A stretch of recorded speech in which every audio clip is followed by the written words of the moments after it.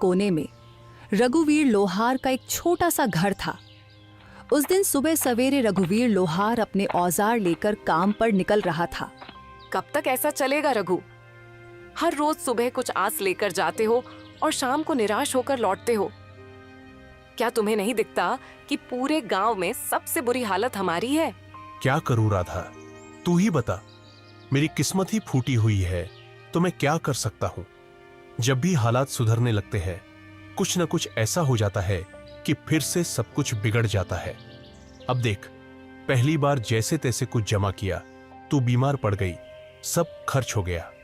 फिर रतन के पैर में वो गहरी चोट, पूरा इलाज करवाने में फिर से सब कुछ खत्म हो गया। तभी 10 साल का रतन दौड़ता हुआ आया और उसकी मासूम आंखों में भूख थी, पर मन में कुछ कहने की हिम्मत भी। पिताजी, मेरे मन में कई दिनों से अच्छा खाना खाने की इच्छा हो रही है। हमारे घर में दूसरों की तरह पकवान क्यों नहीं बनते? रघुवीर की आंखें नम हो गईं। तू चिंता मत कर बेटा, हमारे दिन भी जरूर बदलेंगे। एक वक्त आएगा जब हम लोग दूसरों से भी अच्छे पकवान बनाएंगे, फिर तेरा जो दिल करेगा वही खाएंगे। लेकिन पिताजी, एक बात बोलूं? जब पड़ोस की ताई अम्मा के घर से पकवानों की खुशबू आती है ना, तो मैं तो खींचा चला जाता हूँ। एक दिन चला भी गया था, लेकिन उन्होंने मुझे देखते ही खाना छुपा लिया और कहा, यहाँ मत आ, भाग जा यहाँ से। तो मैं वापस आ गया। राधा की आंखों से आंसू बहने लगे। उसका दिल जैसे किसी ने मसल कर रख दिया हो। रघुवीर कुछ नहीं बोला, चुपचाप अपने औजार उठाए और लोहार की दुकान की ओर चल पड़ा। रघुवीर की लोहार की दुकान गांव के चौराहे पर थी। उस दिन जैसे ही उसने भट्टी सुलगाई और हथौड़ा उठाया, उसे लगा कि उसके बाजुओं में अब पहले जैसी ताकत नहीं रही। उसके हाथों की चोटें भी जैसे थक चुकी थीं। हे भगवान, और कितनी परीक्षाएं लोगे।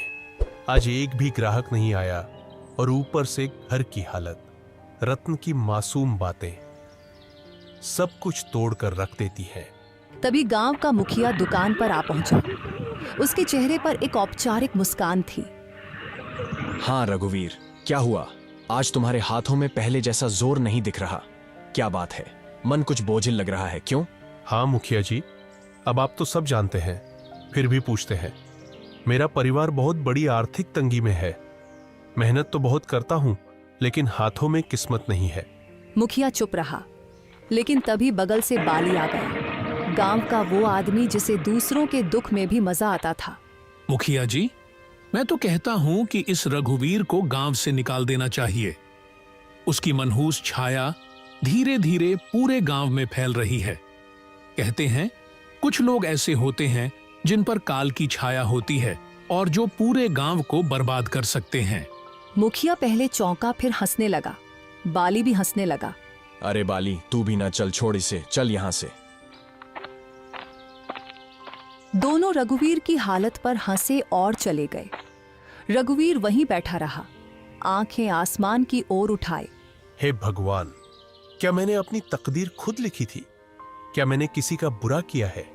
कभी चोरी, कभी बेईमानी, मैंने कुछ बुरा नहीं किया।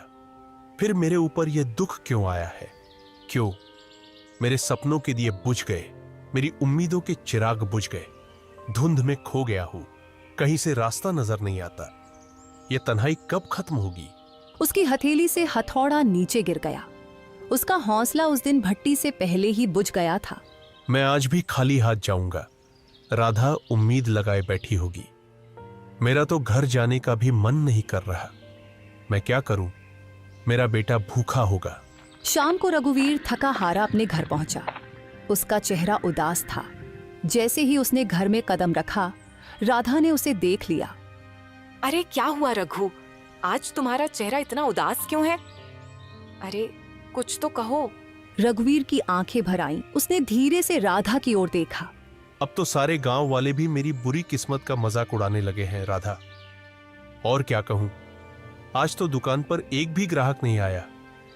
हाँ, और ऊपर से मुखिया और बाली, वो दोनों मेरी किस्मत पर हंसते हुए चले गए।